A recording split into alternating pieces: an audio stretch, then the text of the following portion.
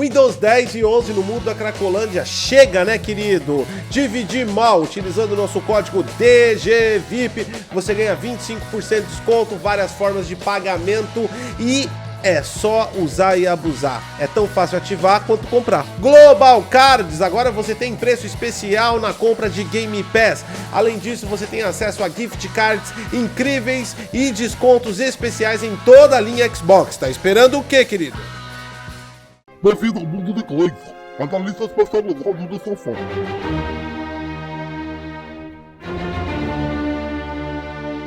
Quando minha mãe tá fazendo minha comida, eu fiz uma vasta pesquisa na Wikipedia e também na mídia internacional sobre Smart Effects, Motion Frame. Aí eu peguei dois joguinhos, joguei os joguinhos, medi o FPS e eu medi e agora eu sou um especialista. Mas antes, compra meu kitzinho, porque eu não trabalho.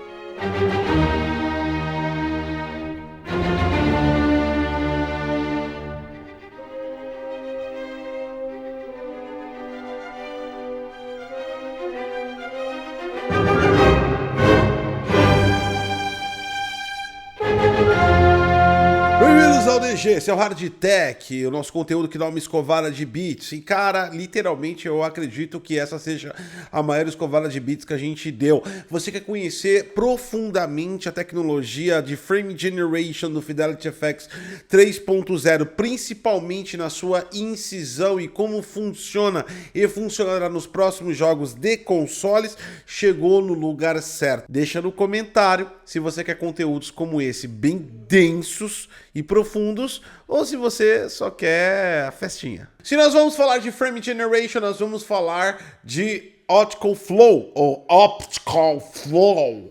Enfim, é a pronúncia que você quiser aí, para mim pouco importa. Optical Flow é basicamente toda a estrutura algorítmica que reside dentro do Fidelity FX 3.0 para a interpolação de frames, também conhecidos como Frame Generation.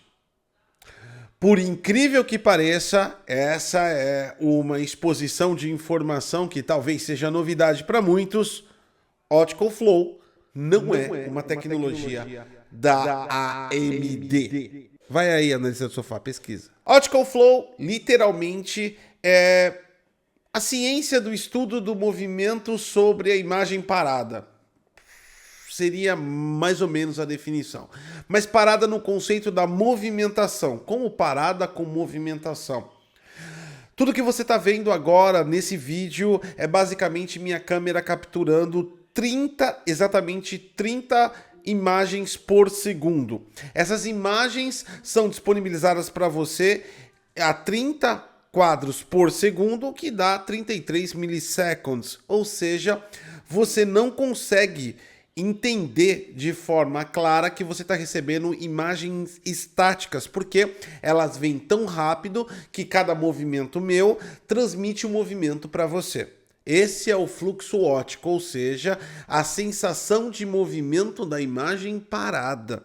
E é tudo que define também a questão de frames, é claro, é óbvio, é lógico, porque tudo que sua GPU do console ou do PC faz é gerar uma imagem parada atrás da outra. E esse tempo, o T, aqui é super importante, define a quantidade de imagens e a quantidade de movimento que você vai oticamente interpretar.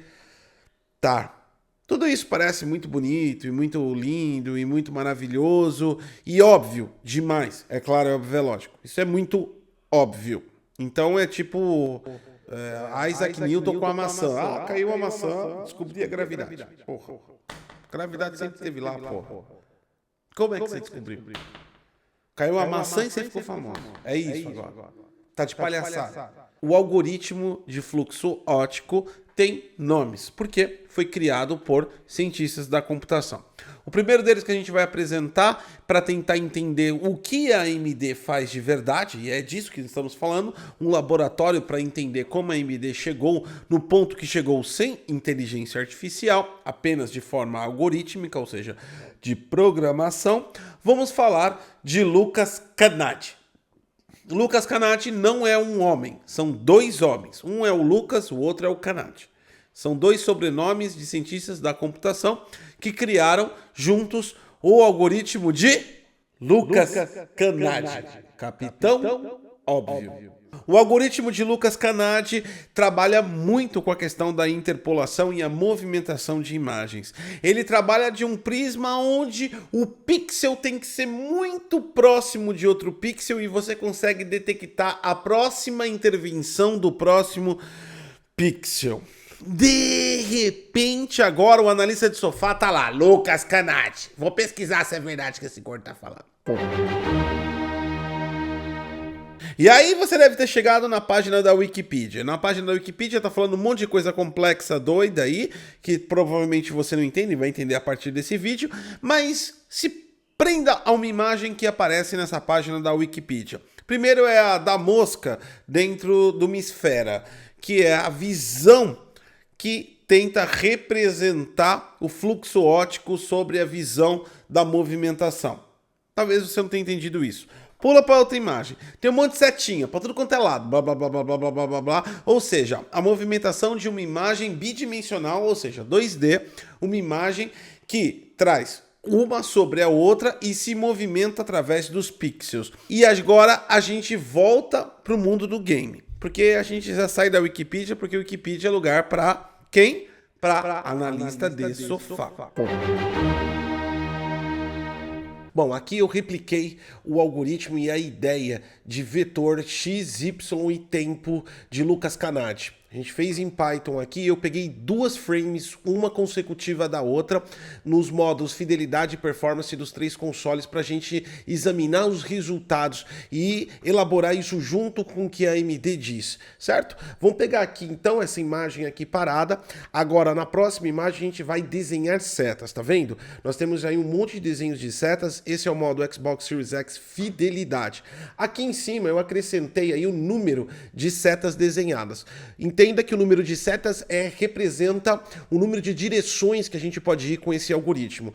O modo fidelidade é 30 quadros por segundo. Nós conseguimos definir 1720 setas, direções distintas, o que resulta para a gente na criação de uma próxima frame. Vamos dar uma olhada aqui. Pronto, e ele se movimenta. Vamos dar uma olhada de novo aqui, ó. Esse daqui é o Series X, modo fidelidade, em First Descendant, ó. Setas, direcionou, desenhou, calculou o movimento em Lucas Canadi e montamos a próxima frame. Então, assim funciona as direções e a forma com que Lucas Canadi interpreta a imagem. É muito baseado em resolução e movimentação mesmo de pixel, porque a gente vai ver também daqui a pouco a questão do performance que dá uma diferença grande. Mas antes disso, vamos passar para o PlayStation 5 e ver o resultado. Lembrando que não é nenhuma comparação, é mais uma informação sobre o próprio algoritmo. PlayStation 5, a mesma cena, a gente definiu o quadrante para ser muito parecida à cena, justamente para a gente não ter resultados muito diversos, então a gente calculou através aí dessa linha aqui do chão, né? Então a gente está praticamente na mesma cena no PlayStation 5 modo fidelidade. O nosso alcance de setas é bem menor, ó, 1214 setas, ou seja, 1214 direções que é capaz o algoritmo de Lucas Canadi desenhar em volta da nossa frame. Consecutivamente, traz pra gente a segunda frame depois de desenhado o movimento entre as duas frames aqui. Então a gente pode observar que nós tivemos uma queda de desenhos, ou seja, de probabilidades da estimativa. A estimativa do algoritmo caiu porque caiu a resolução. Vamos dar uma olhadinha agora no modo performance e vamos verificar como isso acontece lá. Bom, agora a gente está com o modo performance do Xbox Series X. Esse modo sem frame generation atinge 60 quadros por segundo. É importante falar que todas essas imagens que capturamos foi sem o modo frame generation, tá? Nós pegamos e tentamos calcular da frame real, como acontece no Fidelity FX, ou seja, ele apresenta a frame real e ele calcula no pipeline de saída. Agora vamos calcular aqui no modo performance o que aconteceu. 2.759 direções desenhadas. A gente pode perceber que nós tivemos muito mais qualidade na projeção, na estimativa da próxima frame no modo performance aqui do Xbox Series X, comparado com ele mesmo, que deu 1.700 e alguma coisa lá no modo fidelidade. Isso acontece porque, para além da resolução, e nós diminuímos aqui, nós estamos em menor resolução do que o modo fidelidade, mas nós temos uma distância menor entre uma frame e outra. O algoritmo de Lucas Canadi trabalha explicitamente no sentido de proximidade de pixels. Então, quanto mais FPS reais nós temos, maior é o cálculo, maior a nossa capacidade. E aqui nós temos uma menor resolução, mas temos uma maior proximidade. Um mundo perfeito seria o máximo de resolução com o máximo de frames. Então, quanto mais resolução e quanto mais frames nós tivermos disponíveis de forma real, mais os algoritmos de optical flow, de fluxo óptico, conseguem desempenhar. Agora no PlayStation 5, modo performance, em First Descent, ou seja, ele gera 60 quadros por segundo de forma normal, sem o uso de frame generation. Quantas direções nós calculamos com o Lucas Canadi? Bora então, 1448, diferente dos 1200 e tralalá que nós tivemos no modo fidelidade. Mesmo que nós tenhamos um ganho na performance, diminuiu ainda mais a resolução. Perceba aí o balanceamento de como o algoritmo precisa de resolução e proximidade. Então a gente consegue afirmar, de acordo com o algoritmo de Lucas Canadi, que quanto mais resolução e FPS reais nós temos, mais ganhos vamos ter em frame generation. Imagem do Xbox Series S na tela. Vamos embora então verificar o cálculo aqui de direções. Ok, já viu que ficou pequenininho, só deu 404. Por que tá pequenininho desse jeito? Porque a imagem capturada no Series S foi em 1080p, ou seja, diminuímos a resolução. O modo fidelidade ele deu 404 direções, muito abaixo do que aconteceu no PlayStation 5 e no Xbox Series X, ou seja, menor resolução afeta bastante o cálculo de frame generation, né? E isso a gente pode chegar a essa conclusão. Vamos dar uma olhadinha no modo performance, porque em nossa teoria e usando a nossa versão em Python de Lucas Canadi, ele tem que dar acima de 404 no modo performance, porque tem proximidade. Só que também cai muito a resolução, trazendo o Xbox Series S um equipamento ótimo para a gente verificar como é esse dimensionamento dentro do algoritmo de optical flow, né? Bom, com a imagem de performance do Xbox Series S, a gente já verifica aqui o que vai acontecer. Nós tínhamos aí 404 direções desenhadas lá no modo fidelidade, e o modo performance trouxe pra gente o que Lucas Canadi conseguiu fazer em direções de uma probabilidade estimativa de uma próxima frame. Apenas 255 direções foram calculadas.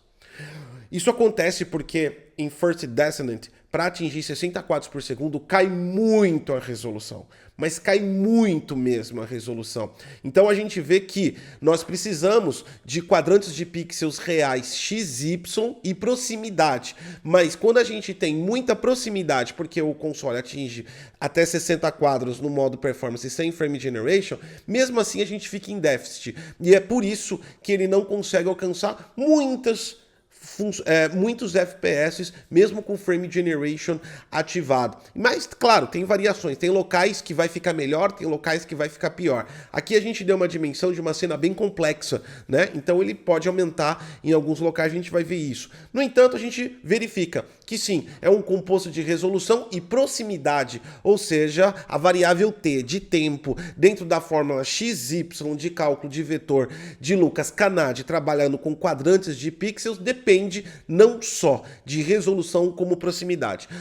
Quanto mais resolução você tiver, mais probabilidade de direções você pode criar. Mas se essas resoluções estiverem com tempo espaçado, ou seja, 30 quadros por segundo, isso diminui a nossa probabilidade de estimativa, ou seja, acima de 30, com uma resolução mais alta, sempre vai ser os melhores games com o que usam frame generation.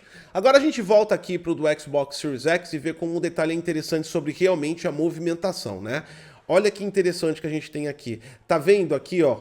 Essa parte, todas as nossas análises dos três consoles no modo performance e fidelidade deram o mesmo resultado. Essa parte sempre aqui acaba não tendo uma direção desenhada. Essa é a parte da montanha. Tem outros pontos também que acabam não sendo bem definidos, mas aqui é um ponto que todas as imagens mostraram. Ou seja, ela está tão distante que a movimentação do personagem na próxima frame não causa nenhuma função que necessite que ela se movimente, né? Vamos dar uma olhada na próxima imagem aqui, e é justamente isso, ó. Se a gente olhar para o centro agora da imagem, ó, a montanha realmente não se movimenta, várias coisas se movimentam, algumas coisas, né, em volta do personagem, mas a montanha se permanece fixa, né? O que mostra um ponto interessante, como nós realmente estamos calculando com o algoritmo de Lucas Canadi aqui para vocês o que realmente se movimenta. Aqui é pífio a movimentação dela, então ele nem modifica nada. Então nessa cena não modificaria nenhum pixel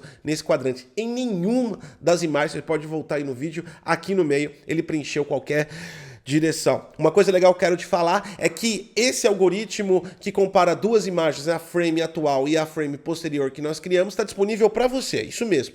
Lá no link da descrição, vai no Git do GOT e eu disponibilizei. Ele está em Python, no módulo de Python. Ele não está com o projeto completo, você vai precisar de Python 3.10. Se você não souber como roda isso, como faz isso funcionar, mas tem interesse nisso, e true.tech.br. A gente vai abrir uma turma agora dia 3 de agosto. Corre lá e a gente vai trazer vários projetos, não só desse, como esse e outros mais, para que você aprenda programação em Python e C Sharp, além dos fundamentos da engenharia de software. E tá ficando repetitivo, mas é um merchan da hora. Novas turmas 3 de agosto agora, querido.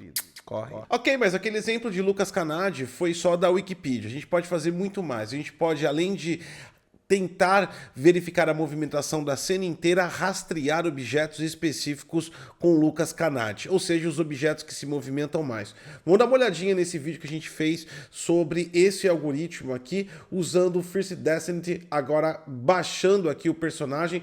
Verifica que tem alguns traços aqui desenhados, ou seja, ele já identificou quais são alguns pontos aí que ele vai detectar. E agora ele começa a correr e desenhar em volta de alguns pontos específicos, tanto os laterais quanto do personagem. Vamos voltar aqui só para a gente entender o que ele faz, ó, nessa parte específica onde ele corre. Deixa eu adiantar aqui. E ó, se você olhar onde está guardada a arma, ele está fazendo o movimento certinho da arma.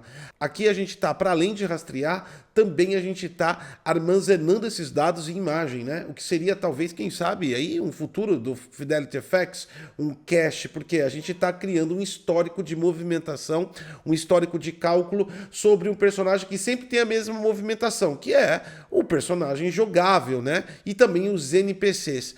Como assim os NPCs também? Já nessa outra cena que a gente tem vários NPCs sendo combatidos aí pelo nosso player, a gente verifica o quanto que ele desenha o rastro desses players. Então a gente identificou a movimentação de combate, a movimentação do personagem em alguns pontos principais da cena e conseguimos trazer isso dentro do algoritmo de Lucas Canadi. Isso mesmo, aqui a gente está desenhando não só a questão da movimentação, as setas, como é o exemplo da Wikipedia, mas também nós estamos gerando um histórico desse movimento. Isso poderia ser um cálculo pré-cacheado para movimentos muito específicos que são sempre repetitivos no jogo e economizaria ainda mais processamento no Fidelity FX, no Motion Frame. Exatamente isso, né? O que é bem legal e bacana. Quem sabe estamos de olho aí em uma ideia que seja o futuro Fidelity FX 4.0, mas realmente é bacana e potencializa o que nós podemos fazer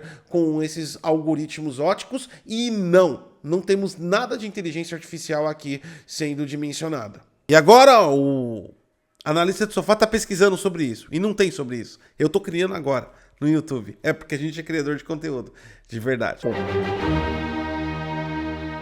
Ao contrário de Lucas Canadi, que acreditava bastante na diferença mínima entre um pixel e outro e nos quadrantes de detecção através de pontos de objetos que ele poderia detectar e rastrear durante a passagem, baseado principalmente na resolução em si, outro cientista da computação chamado Gunnar Fernbeek traz pra gente uma visão um pouco diferente, mais precisa, mais matemática, mais equacional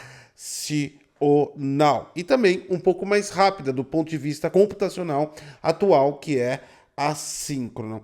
A gente está falando aqui do algoritmo de Fernbeek, que também pode ser chamado de Fernbeck. Mas eu não quero chamar de Fernback porque ele vai parecer um fornecedor de back. E cientistas da computação também possuem usuários, assim como traficantes. Então não é legal a gente associar isso. Bom, você já está olhando essas cores aí, essas nuvenzinhas, né? Bem interessante. Essa é a nossa captura de First Descent, que a gente colocou o algoritmo de Fernbeak em densidade. Exatamente. Ele está em modo de densidade e rastreando todas as movimentações que acontecem durante toda a cena. O algoritmo de Fernbeak ele trabalha diferente do rastreio que faz Lucas Canadi. Aqui a gente está fazendo funções matemáticas que é chamada função polinomial. A função polinomial, ela vem de um cálculo de polinômio. Um polinômio é a soma de dois ou mais monômios. E os monômios, por sua vez, são termos matemáticos utilizados em álgebra, onde tem uma constante, uma variável elevado à potência, que tem que ser descoberta, é claro, é óbvio, é lógico. Chegamos ao x, o famoso x. É claro que nesse momento você precisa entender um pouquinho mais e entender de verdade a questão da função polinomial. E nós não estamos aqui para fazer um Enem. Então vamos trazer um exemplo bem básico e um exemplo bacana para você entender de verdade essa parada e o que ele está fazendo aqui. Talvez seu professor de matemática não jogue videogame, mas eu vou te explicar de uma forma um pouco mais simples. Se nós estamos aí com um monômio, ou seja, nós temos um jogo single player. Uma pessoa joga, nós temos a constante, que é a pessoa, nós temos a variável, que é a ação que essa pessoa vai fazer, e nós temos o level dessa pessoa, ou seja, o que limita, a potência que limita nas ações dela. Esse poderia ser um exemplo bem didático. Nós temos também o binômio, ou seja, duo, dois monômios, ou seja, um copy. E nós temos também polinômio, ou seja, um multiplayer, e até mesmo squads, né, lutando um contra o outro.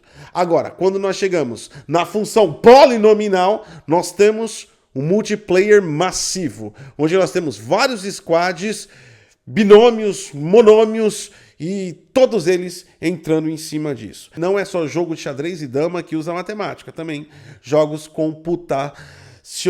Isso quer dizer que o jogador de Warzone e também de CS muito bom é um gênio matemático? Não. Ok, então a gente já está aqui então agora com um pouquinho mais de conhecimento sobre a função polinomial, entendendo que cada cor que é representada aqui é um polinômio, exatamente. E agora a gente vai deixar um pouquinho mais fácil, porque aqui a gente só está vendo um monte de manchas de movimentação. Vamos colocar no jogo. Aqui a gente já está vendo a movimentação mais próxima do jogo na visualização. A gente pode ver o contorno de borda bem dimensionado, e cada movimentação sendo detectada mesmo de objetos que parecem estar parados, porque nós temos toda a influência de pós-processamento e vários pixels que continuam em movimentação.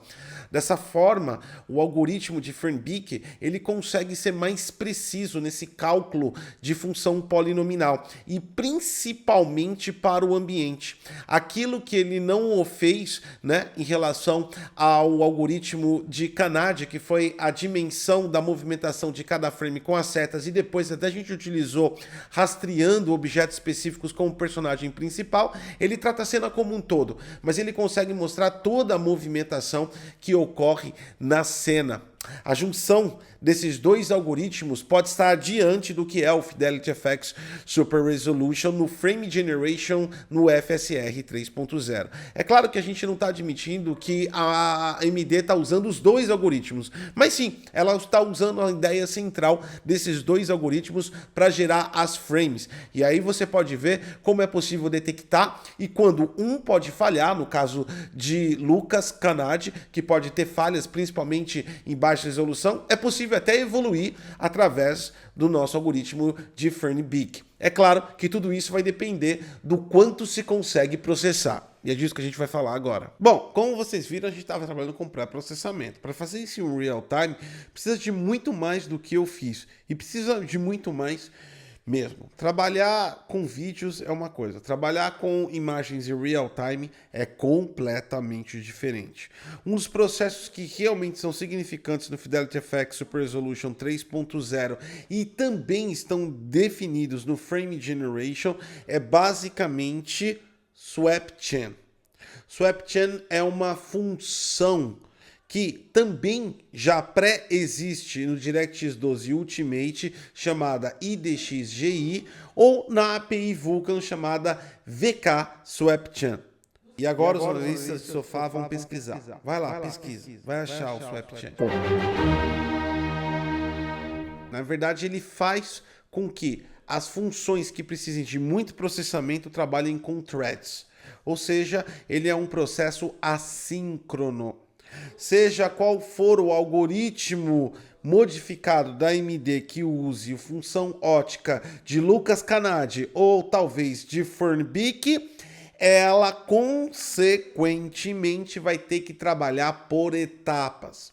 É importante entender que o Fidelity FX é uma API que trabalha no pipeline gráfico, ou seja, ele tem informações de pré-criações gráficas antes mesmo da execução final. Tanto que o Fidelity FX trabalha separado da UI, da User Interface, né? Do que aparece para você, o usuário lá, o guia, o mapa e tudo mais. Ele é um processo separado, ou seja, ele tenta detectar a frame com antecedência da saída dela e ele faz isso de forma assíncrona. E aí é fácil a gente explicar sobre isso e essas interferências e essas modificações por threads e como ele faz isso dinamicamente usando as unidades computacionais, não só unidades computacionais, como também roda através da sua VRAM, porque para ele acumular e previsionar da estimativa dos quadros, ele precisa armazenar esses quadros em pirâmide de menor resolução até a maior resolução em algum local. Isso vai ser sua VRAM. Ele usa sua VRAM. Então usa VRAM, usa processo assíncrono.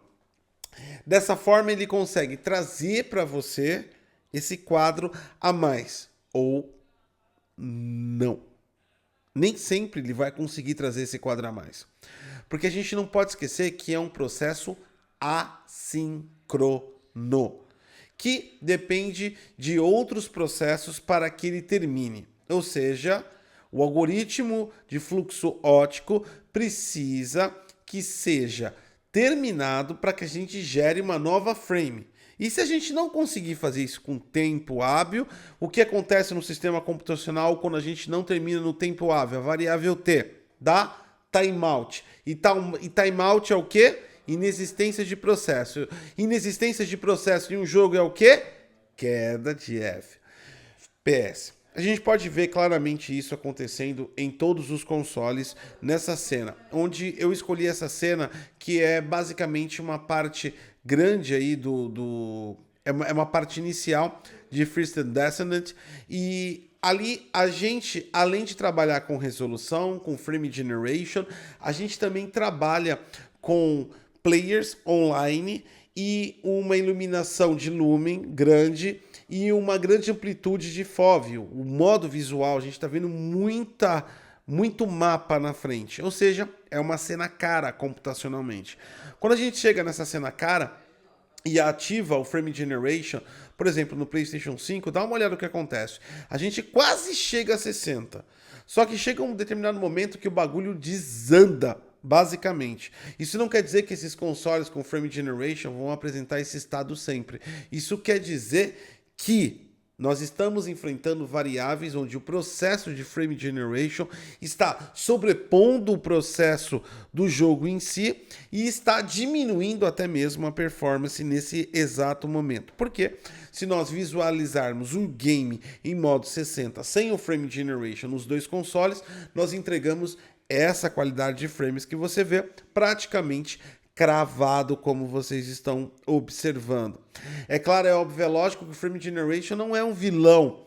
E em determinados momentos ele vai agir como um benfeitor. Dá uma olhada nessa cena aí, desse contador de FPS no PlayStation 5, onde nós atingimos até 90 FPS. Isso acontece também no Xbox Series X. Isso acontece bastante, mas necessariamente o Frame Generation está consumindo menos aqui. Por quê? Várias variáveis. Vamos voltar para o algoritmo de Lucas Canadi. Nós temos aqui uma resolução. E uma resolução que no lado da AMD depende de performance assíncrona. Então, o peso da balança entre performance e armazenamento na VRAM e a resolução vai pesar na geração de frame em si. Outro exemplo que a gente pode observar no próprio Xbox Series, colocando no modo fidelidade com Frame Generation.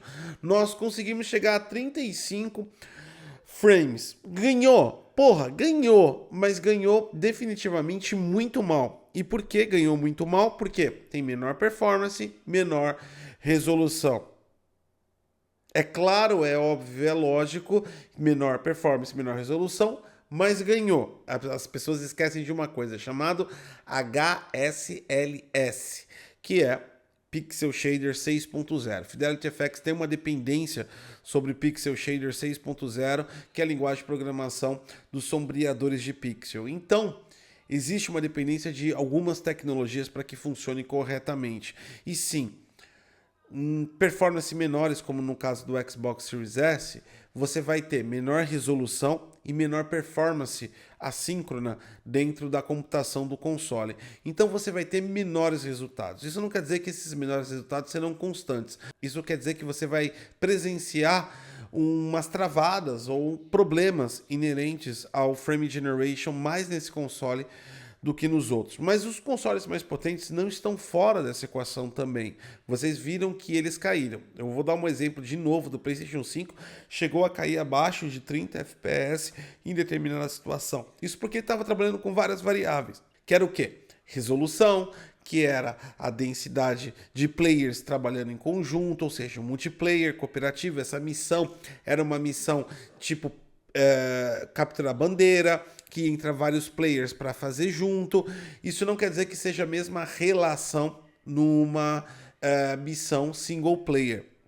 Então a gente vai ter uma variação muito grande sobre o Fidelity FX em relação a vários jogos e como esses jogos tratam. Por exemplo, uma questão de resolução dinâmica dentro de um console pode trazer variáveis enormes, o quanto a performance do Frame Generation vai fazer em cima desse console.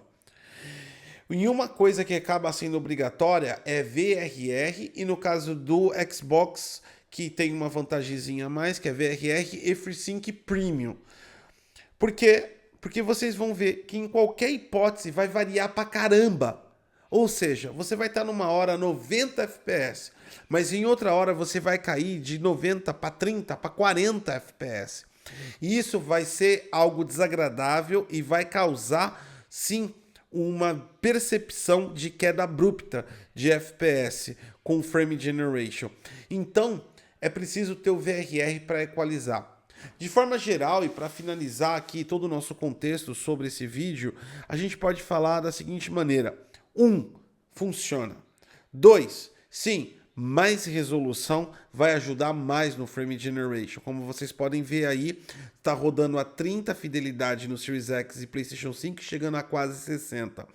3. Vai depender de performance. A carga do produto, a carga da GPU do console e do PC. Ou seja, não só de frames, mas também de carga de computacional em cima dessas frames, ou seja, o quanto o swap consegue ser performático durante a sua transição de threads, durante o seu processo assíncrono. 4. Independente do resultado positivo ou negativo, vai variar muito. E se você não tiver FreeSync ou VRR, você vai ficar na mão. Literalmente é isso. Para usar Frame Generation sem VRR, é melhor nem usar, porque senão você vai ter desconforto visual com certeza absoluta. Isso não é só para esses jogos, é para esses jogos que já estão trazendo Frame Generation nos consoles e para os futuros jogos. A não ser quando a AMD evoluir a tecnologia, mas por enquanto vai ser assim. E se você acha que não, mas o desenvolvedor não preguiçoso pode fazer melhor, esquece. Estamos trabalhando de forma algorítmica. Talvez você não tenha entendido tudo o que eu disse aqui, mas eu posso afirmar para você que o que acontece em Twisted Destiny com Frame Generation nos consoles não vai ser diferente dos próximos jogos que saírem. Jogos single players pode ter uma vantagem se fizerem bem feito, mas mesmo assim vai existir variação, vai existir a questão da performance e vai existir a questão da resolução, porque precisa desses 3 pontos para que um algoritmo detecte. Nós não estamos trabalhando com inteligência artificial. E dessa forma a gente encerra esse vídeo. Deixe seu like, se inscreve no canal. Eu sou o Goticose e até a próxima.